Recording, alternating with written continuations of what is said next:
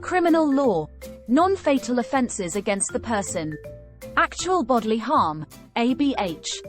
The offence of actual bodily harm, ABH, is set out in Section 47 of the Offences Against the Person Act 1861.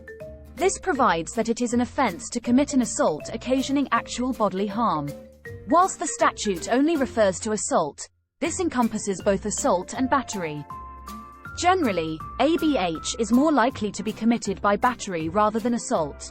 ABH is a triable either-way offence with a maximum sentence of 5 years imprisonment.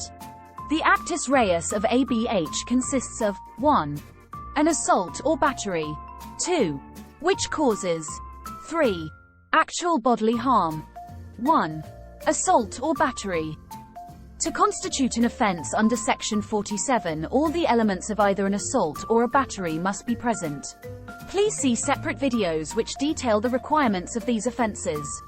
There are some factors which may make an assault or battery lawful which cannot be applied to make an offence under Section 47 lawful.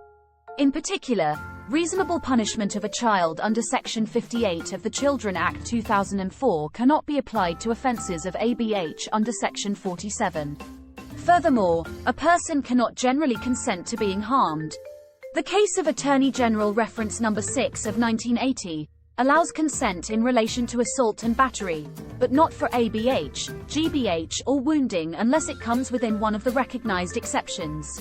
The exceptions include reasonable cosmetic or surgical interference, R.V. Wilson, properly conducted games and sports, R.V. Coney, horseplay, R.V. Aitken and R.V. Jones, but does not include harm or injury for sexual gratification, R.V. Brown.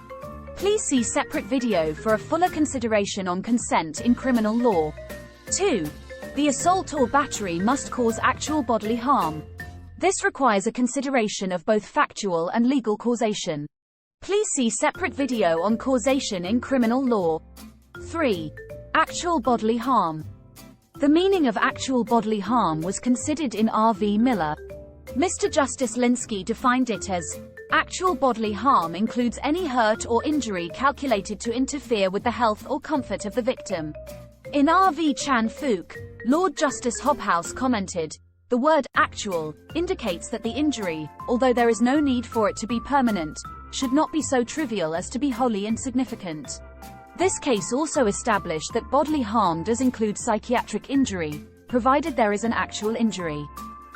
Fear and panic are normal emotions and are not sufficient for ABH. R.V. Ireland confirmed that ABH does include psychiatric injury and this can result from an assault.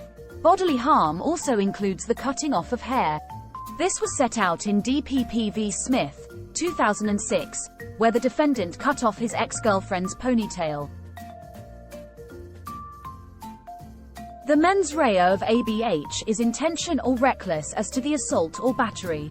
There is no requirement that the defendant intended the injury. This was established in R.V. Venner. There is also no requirement that they were reckless as to the injury inflicted as per R.V. Roberts. According to the cases of R.V. Spratt and R.V. Parmenter, subjective Cunningham recklessness applies. Therefore, the mens rea for ABH is present where the defendant either intended or foresaw a risk of either the application of unlawful physical force or that the victim would apprehend immediate unlawful personal violence.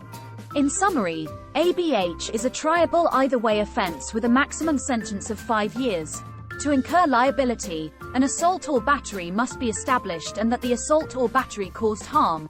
The mens rea of the assault or battery is sufficient for liability for ABH to arise.